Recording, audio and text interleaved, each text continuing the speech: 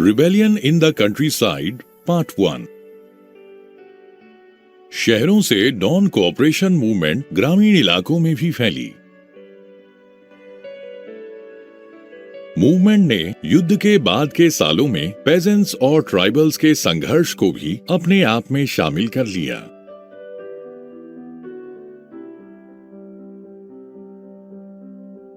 अवध में पेजेंट्स का नेतृत्व बाबा रामचंद्र कर रहे थे, जो कि एक सन्यासी थे और बंधुआ मजदूर के रूप में फिजी गए थे। यहाँ पर मूवमेंट तालुकदार्स और लैंडलॉर्ड्स के खिलाफ थी, जो कि पेजेंट से बहुत अधिक किराया और विभिन्न प्रकार के सेसेस की मांग करते थे।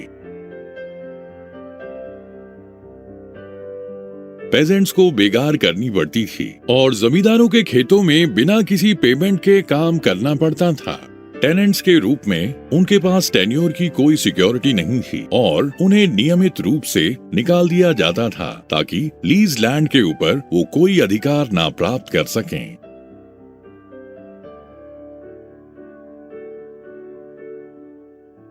पेजेंट मूवमेंट ने रेवेन्यू में कटौती, बेगार का अबॉलिशन और ओप्रेसिव लैंडलॉर्ड्स के सामाजिक बहिष्कार की मांग की। बहुत सारे स्थानों पर पंचायत के द्वारा नाई धोबी बंद ऑर्गेनाइज किए गए थे ताकि लैंडलॉर्ड्स को नाइयों और धोबियों की सुविधा ना मिल सके। जून 1920 में जवाहरलाल नेहरू ने अवध के गांवों में जाना आरंभ किया और ग्रामीणों से बात करके उनकी समस्याओं को समझने का प्रयास किया। अक्टूबर तक अवध किसान सभा बन चुकी थी, जिसका नेतृत्व जवाहरलाल नेहरू, बाबा रामचंद्र और कुछ दूसरे लोग कर रहे थे। एक महीने के अंदर इस क्षेत्र में लगभग 300 ब्रांचेस स्थापित कर ली गई थीं। तो अगले साल जब नॉन कोऑपरेशन मूवमेंट आरंभ हुई तो कांग्रेस का प्रयास था कि अवध के पेजेंट संघर्ष को एक बड़े संघर्ष के साथ एकीकृत किया जाए।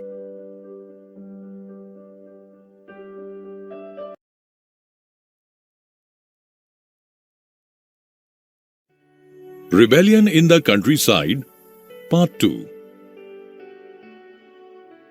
पेजेंट मूवमेंट विभिन्न फॉर्म्स में विकसित हुई और कांग्रेस का नेतृत्व इन सब से खुश नहीं था।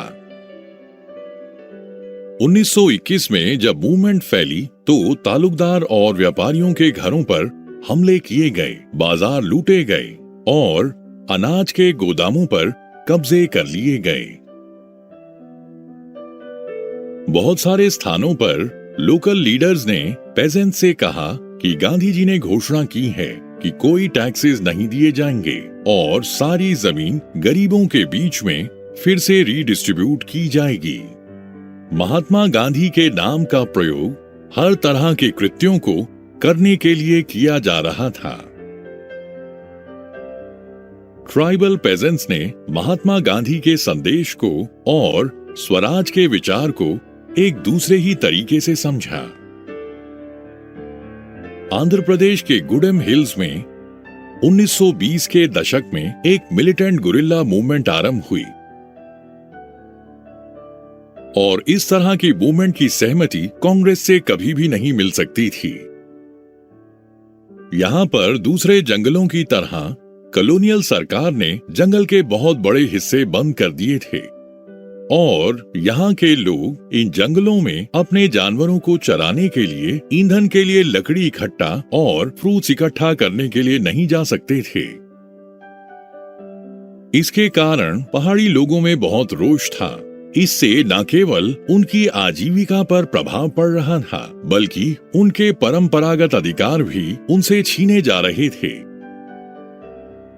जब सरकार ने सड़क बनाने के लिए बेगार देने पर बाध्य किया, तब पहाड़ के लोगों ने विद्रोह कर दिया।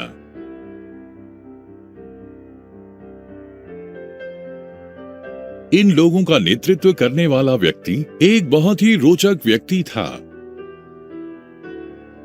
अल्लूरी सीताराम राजू ने घोषणा की कि उसके पास बहुत सारी स्पेशल पावर्स हैं। वो करेक्ट एस्ट्रोलॉजिकल प्रेडिक्शंस कर सकता था और लोगों का इलाज भी कर सकता था, और उस पर बुलेट्स का भी कोई प्रभाव नहीं होता था।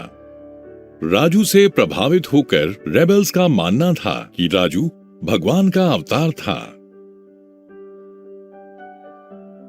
राजू महात्मा गांधी की महानता के बारे में बात करता था और ये कहता था कि वो महात्मा गांधी की नॉन कोऑपरेशन मूवमेंट से प्रेरित है और लोगों को खादी पहनने और शराब छोड़ने के लिए प्रोत्साहित करता था। लेकिन साथ साथ उसका ये भी मानना था कि भारत को सिर्फ बल से आजाद कराया जा सकता है, न कि अहिंसा से। गुडन रेबल्स ने पुलिस स्टेशंस पर हमला किया, ब्रिटिश अधिकारियों को मारने का प्रयास किया और स्वराज प्राप्त करने के लिए गुरिल्ला वॉरफेयर जारी रखा। 1924 में राजू को पकड़कर मौत की सजा दी गई और समय के साथ वो एक फोक हीरो बन गया। Swaraj in the plantations. Workers भी अपने तरीके से महात्मा गांधी की मूवमेंट और स्वराज के विचार को समझते थे। असम के प्लांटेशन वर्कर्स के लिए स्वतंत्रता का अर्थ ये था कि वे आसानी से कहीं भी आ जा सकें और वे अपने गांव के साथ अपना लिंक बनाए रख सकें। 1859 के इनलैंड एमिग्रेशन एक्ट के अनुसार प्लांटेशन वर्कर्स टी गार्डन्स को बिना अनुमति के छोड़ नहीं सकते थे और उन्हें ये परमिशन बहुत कम दी जाती थी। जब इन प्लांटेशन वर्कर्स ने नॉन कोऑपरेशन मूवमेंट के बारे में सुना, तब हजारों की संख्या में इन्होंने अथॉरिटीज का विरोध किया और प्लांटेशंस को छोड़कर अपने घर वापस चले गए। उनका मानना था कि गांधी राज आने वाला है और सबको अपने गांव में जमीन मिलेगी, पर ये कभी अपने घर वापस लौट नहीं पाए। ये प्लांटेशन वर्कर्स रास्ते में ही रेलवे और स्टीमर स्ट्राइक की वजह से फंस गए। इन्हें पुलिस ने पकड़ लिया और बुरी तरीके से इनकी पिटाई की। ऐसी मूवमेंट्स की विजन सिर्फ कांग्रेस द्वारा डिफाइन नहीं की जाती थी। लोग अपने ही तरीके से स्वराज को समझते थे। उनका मानना था कि स्वराज के आने से उनकी सारी तकलीफें खत्म हो जाएंगी।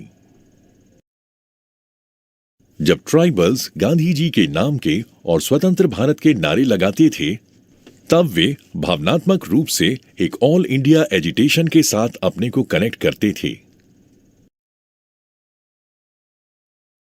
जब वे महात्मा गांधी का नाम लेकर संघर्ष करते थे या अपनी मूवमेंट को कांग्रेस की मूवमेंट के साथ जोड़ते थे, तब वे एक बड़ी मूवमेंट के साथ अपने को आइडेंटिफाई कर रहे थे जो उनके आसपास की लोकेलिटीज तक ही सीमित नहीं थी।